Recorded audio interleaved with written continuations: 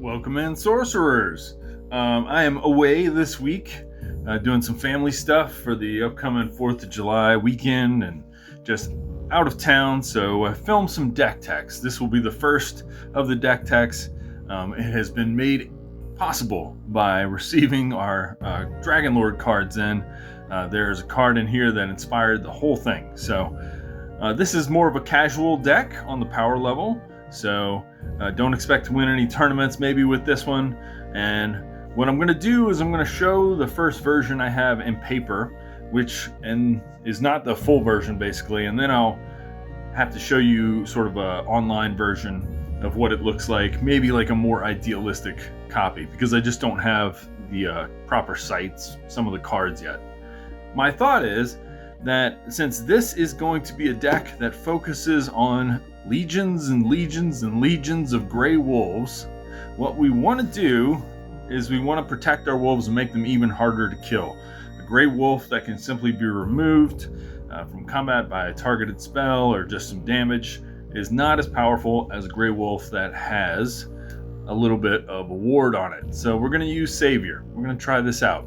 I'm not sure if this is the proper avatar for a wolf deck, but my initial thoughts are that for 1 extra mana, since these gray wolves only cost 2 mana total, that it would be smart to have just, let's pay 3 and then make it a warded wolf.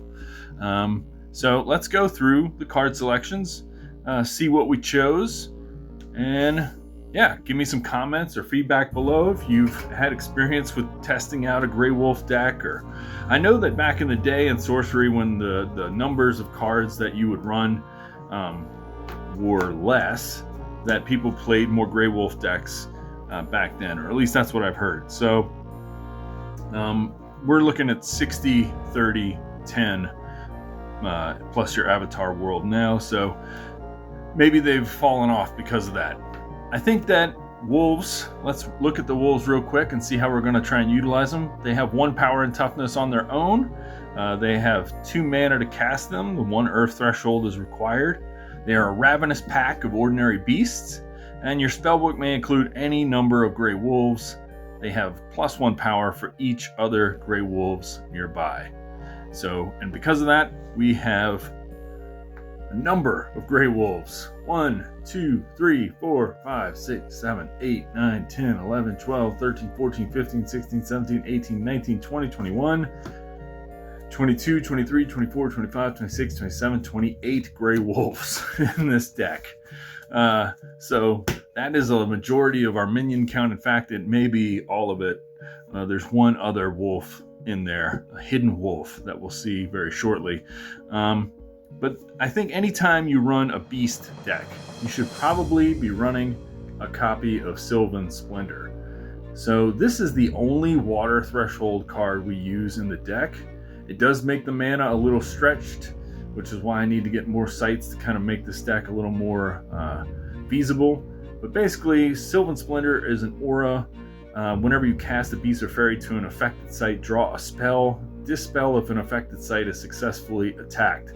So you want to go ahead and put this probably closer to your back areas, maybe even somewhere over here, like so that it covers. If you don't know, auras tend to cover 4 sites by nature.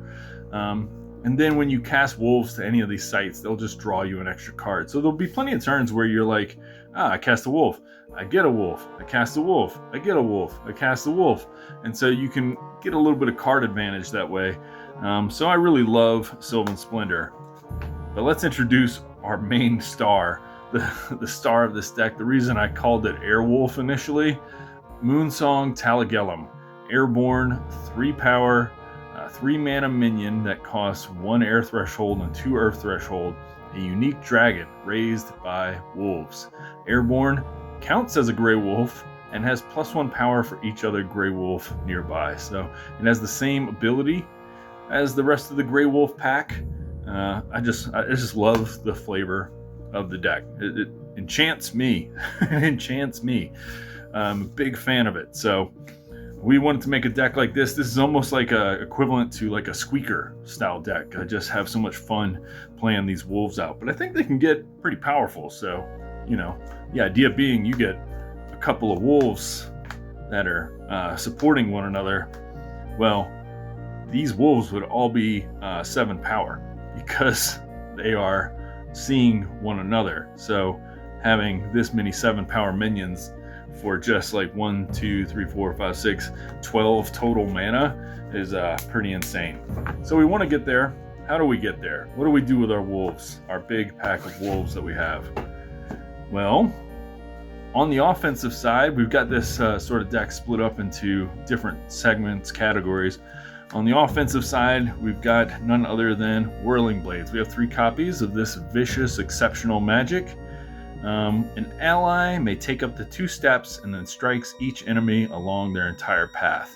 The idea being that if you have some wolves, you kind of want to keep them close to one another, but say there's an enemy somewhere over here. If these wolves fly here, then they're still going to see these other wolves that are left behind or that they're close to. So whenever the wolf does the damage, check and see how many wolves are nearby it, and that's how much damage it'll do. So pretty powerful spell. Similarly, you have to be careful with this one, and this could be one that's on the chopping block. We have Grapple Shot. An ally shoots a projectile. If it hits a unit, that ally is dragged to that location and may strike the hit unit when it arrives. The only issue with a Grey Wolf doing this, I think, is that you may pull this Grey Wolf away from the rest of the pack. So I'm a little torn on this. It's a powerful wind spell, but what would you replace it with? I'd be really curious what you might change once you see the rest of the deck. Because we have 4 of these, and I don't know if they're going to be as effective as I kind of want them to. So we have also 4 Gift of the Raven. Now, a Gift of the Raven, ordinary Magic of Corvid Invocation, choose an allied minion. The next time they strike a unit this turn, the damage heals you. So this way, your wolves, so if your wolf is doing like 5, 6, 7 damage, healing for that amount of mana for just 2 mana total or that much life for that amount of mana is pretty awesome. And then this thing cantrips, so it draws an additional spell. I have a lot of cantrips in the deck. We have Gift of the Wolf because flavorfully it just makes sense. You may not need this additional power, but it does cantrip, so it draws a spell. Plus, who doesn't want to give a wolf a gift of a wolf? Let's give more wolves. Just more wolfishness in this deck. These are the spells that I think are really neat in this type of deck. So again, imagine we have kind of just wolf packs that are kind of on the board, right? Well, this spell is, I just love this spell. The more I play it, the more I love it. We want to make our minions hard to deal with. Besides giving them ward, why don't we also give them stealth? Give all allied minions stealth, then draw a spell. Now they can't even be targeted. So our wolves can kind of just sort of move freely around the board. So I run all 3 of these. This is an exceptional spell. I also run 2 of these. I would probably run 3, but I don't own 3. So Flanking Maneuver, 3 mana, exceptional magic, teleport any number of allies at one location to another location a chess knight's move away, draw a card. So again, this thing would allow these wolf packs to sort of move synchronously around the board. So you could kind of have this whole pile of wolves right here move a complete chess knight's move away, which in a 20 space board is huge. I mean, we think of chess knight move maybe in like terms of like a regular chessboard, but the size of a sorcery board is much smaller. So imagine being able in one turn take all of these wolves and move them over here. And now they still get to move and attack from this position. So this is a way that you can really catch a person off guard. They don't expect you to move that far in one turn, and you can move and change different rows or change columns with that sort of positioning. So it's an incredibly powerful spell. I really, really like that flanking maneuver. So then we have a recall. Recall, teleport any number of allied minions to the caster's location. This is your sort of O-ish handle. Like if your savior's in trouble, let's get every wolf from on the board and move them on over. All right, so we have tactical move.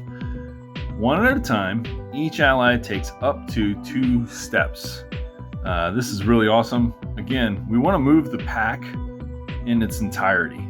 So my thought is, and I could be wrong on all this, but my thought is if we have wolf packs, we want to be able to move them around the board, and air as an element is going to be very important to this type of deck. So we're just going to use things like tactical move and flanking maneuver and banishment to help them maneuver all over the board without issue. Also, we have 2 summoning spheres. You may summon minions to affected sites, so you can put this on your opponent's side of the board, and all of a sudden you can just start casting wolves over there instead of casting them back here. We also have Waypoint Portal. Choose 2 different sites. This turn, units can move between them as if they were adjacent. So this would just allow you to take a bunch of wolves by surprise from one section and maybe put them all the way over against the avatar and kind of finish them off that way.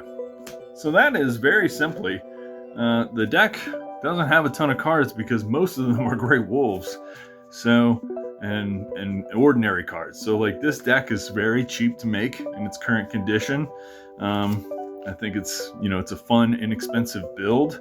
I'm looking forward to testing it, which I haven't done yet, but hopefully coming soon I will. Now let's look at some of the sites I used. We have 3 elements in the deck. We have our 2 water cards that are these Sylvan Splendors, and then literally everything else is earth and air. So I run ponds. Ponds for the water.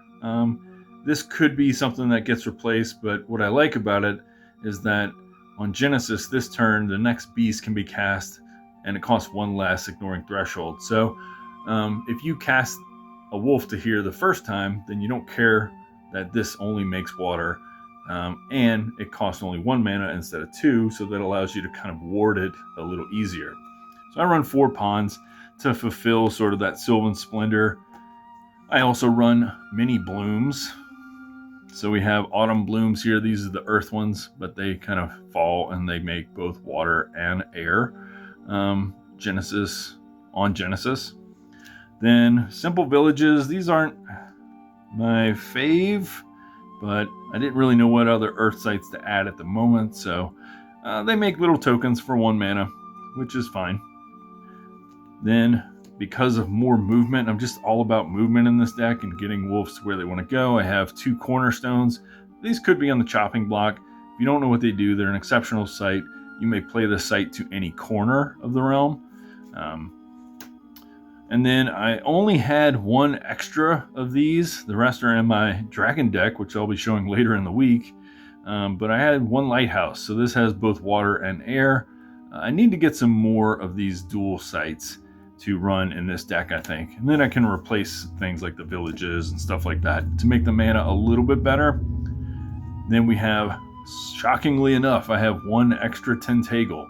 I bought 1 and then I pulled 1 out of a box, so this is the perfect combination. We have both earth and air and water in this site, and it has to be played in a back row. Need to get some more copies of these. This Pristine Paradise is ideal for having just a multicolored deck. Provides no mana or threshold unless completely empty, but that's fine. Really, you just want to play this thing, as far in your back corners as you want, and that way your opponents aren't there, you're not there. This is a fun one. I like this one a lot. Bower of Bliss. So our deck doesn't run any mortals at all. A unique site to forget your worldly worries, but mortals in the realm become beasts and are silenced, so it takes away their abilities. I think this is awesome. We don't care at all. We just have tons of beasts. So if they're running things like Pied Piper or who knows what, then you get to silence all of those minions. Then I run 2 of these. These seem ideal in a deck that plays a lot of copies of 1 card. Sphinx Sarcophagus. Genesis, banish 2 identical spells from cemeteries to draw a spell. Note it doesn't say just yours. You could banish spells from the opponent's land, this is great graveyard hate. However, what this does allow you to do is just start banishing gray wolves from your own cemetery to draw more.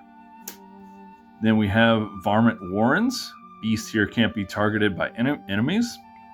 I have some more of these in my Squeakers deck, so I just need to buy some extra copies for this one. And then towers. I have a few towers in here. They're fine. they're not the main focus of the deck. But if you want to cast a Whirling Blades one turn early, then a tower is nice because it comes down and it produces 1 extra mana on Genesis. In addition, we have more blooms. We run 3 of the Twilight Blooms to try and make that water threshold. This thing turns out it's pretty tough to cast, the Sylvan Splendor, so I'm just trying to get to that point. And this one I'm curious about. Maybe you rules folks can help me. I have not been able to look into it yet. But Spore Spouts, an ordinary site of flourishing fungus. It makes an air threshold. Genesis, you can cast minions with 2 or less power to any site this turn. With a Grey Wolf. If you can cast any minion with 2 or less power, I'm imagining that you can cast a Grey Wolf to a site that also has a bunch of other Grey Wolves at it already, because the minion itself hasn't kind of entered the realm and seen the rest of the wolves yet. If that's wrong, we'll have to take these out of here. But my thought is, when you play this, let's say you played it in your back row here, you can now cast Grey Wolves over to your opponent's avatar, just if you have like 2 or 3 wolves in your hand, just to hit them with some threats. If that's not correct though, let me know. We'll change it up. So let's go to what an upgraded version of this would look like on the computer real quick. See you shortly. Good morning, sorcerers. Hope y'all are doing well. This is the second time I tried to record this. The first time had a ton of echo in it, so here we go. I hope this is a lot better. We've got our microphone here, and not a second microphone that's also absorbing the sound. So we wanted to go over sort of the more idealistic version of 29 Wolf Moon. And before we do that, let's talk a little bit for the younger folk or the people who were not in the United States at the time. I'm not sure if it was a worldwide thing or not. Why it is called 29 Wolf Moon? Well, it's based on this silly internet phenomenon called 3 Wolf Moon, based on a t-shirt in 2009. It was created by some company in Keene, New Hampshire, which is funny because I knew a person who lived there. That is very far away from me, but I hiked the Appalachian Trail and met some people in Keene, New Hampshire, and have stayed friends. But anyways, like, if you know this town, it's very small. It's not like a huge thriving metropolis. And they were making this silly 3 Wolf Moon t-shirt. Sort of silly, I guess. But people like it, ironically or not ironically even. And based on one singular review from a person who didn't even own the shirt, they said, pros, fits my girthy frame, has wolves on it, attracts women. Cons, only 3 wolves, could probably use a few more on the guns. Cannot see wolves when sitting with arms crossed. Wolves would have been better if they glowed in the dark. Based on that one review, it started to catch fire on the internet. And then as things go viral, basically everybody had a 3 Wolf Moon thing for a while. So this is just a deck that harkens back to that, and partly back to the comment of needs more wolves. So we have way more wolves. We have so many wolves. So this is 29 Wolf Moon. Let's go ahead and go up. This list will be in the comments, or in the description rather, so you can see it. And now, because my face is out of the way of the cards, let's look at some of the changes that we put in the deck. 1, we put a Black Plague in there. Wolves don't care about plague. They bring plague. I don't know if they do, actually. But in this deck, they do. This is just a good removal aura that'll help you take out some bigger minions. Wolves replacement for the grapple shots that you saw in the previous deck. I think a good one would be Meat Hook. So although it doesn't make a lot of sense for a wolf to throw a Meat Hook, it is certainly much better mechanically than Grapple Shot, because the Grapple Shot pulls the wolf to the enemy and pulls them away from their pack. The Meat Hook pulls the enemy to the wolf pack, and then the wolf pack remains huge and can tear the enemy apart. We still run the same minions. Old Moonsong here is like the most 3 Wolf Moon of all paintings in anything in Sorcery, and so I love it. I genuinely love it. So we have a couple things that have changed. There are a couple berries in this version of the deck. I think I ran the Valor. Let's go ahead and the Valor, the 0 mana, maybe cast when an ally defends a site or another unit. Ally gains +4 power this turn. I just imagine the wolf pack being very defensive of one another, and no one, like the Spanish Inquisition, expects the valor. That's a really old reference for you Monty Python fans. So then we have the berry. We have two of these. They cost 3 mana. They remove minions or artifacts they can target from anywhere on the board. Seems useful. We do run some, very few water sites, but hopefully you'll be able to bury on any of the earth sites. Flanking maneuver, I run an extra one of these because I love the card so much, which I already gushed about in the video. We have Gigantism. I don't have an extra copy of this, so we're running it in the deck in this ideal version instead. But where the ideal version changes the most, I think, is just the mana base. Like, I can't say enough about real estate. It's important to have mana to play your spells, and so make sure your Atlas is outfitted properly. These things are going up in value. All of these dual sort of lands, like, not huge, but like they're all like 250. So if you're buying 3 of each and you're buying for multiple decks, it can add up in price. So I think it would probably be wise to get them.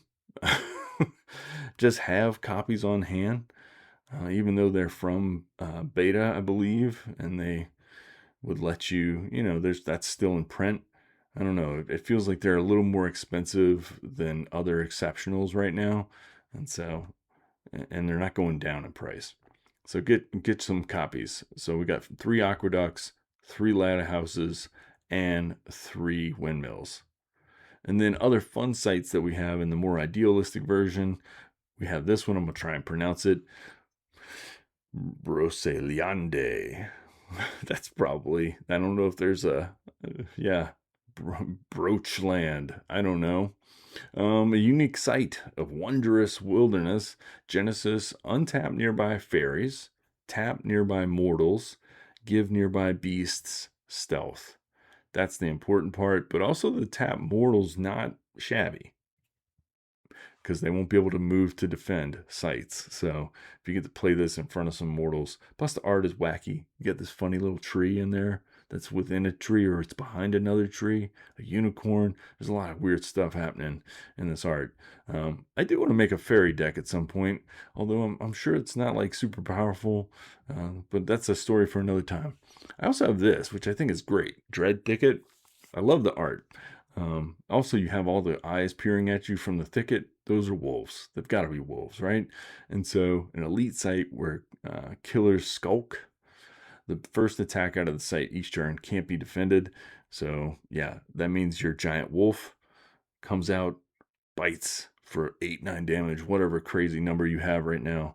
And yeah, it does a lot of damage. 3 haystacks in this deck. I think I only ran like 2 maybe in the other one. I'm not for sure, or maybe none. It's been a day since I recorded that first part. But Haystack is not seeing enough play. There's a lot of common senses out there, including in my Archimago deck. So limit those searches through decks or assorted animals or other cards that may search the library. Demonic Contract, even like in my Hell Comes to Frogtown deck. Limit those searches to the top 3. Can be probably pretty frustrating for your opponent. We've got Kingdom of Gartha. Go ahead and give your minions burrowing. Why not? Mount Usar Sanctuary. If you've got the extra $10 card laying around, go ahead and use it in all your earth decks. There's the sites in earth are like second to, I think, water. Water sites are very powerful. I think earth sites are right up there, but earth sites have this just fun, diverse effect, whereas water sites, I think, are a little more streamlined, literally streamlined. But Mount Usar Sanctuary, if you don't know what it does, when your avatar arrives at death's door, they flee to this site and gain ward as long as you have 4 earth threshold, which you should in this deck. We have 2 pebbled paths, and the reason we have these is because none of our wolves have charge, and therefore nothing else should have charge either. If you place these on, say, like sites, I believe the numbers would be 7 and 9 on a grid.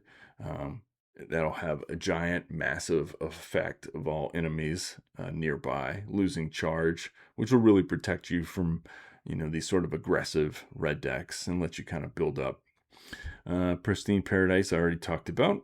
Spore Spouts I already talked about, but I'm curious in the comments if you can let me know if that actually works.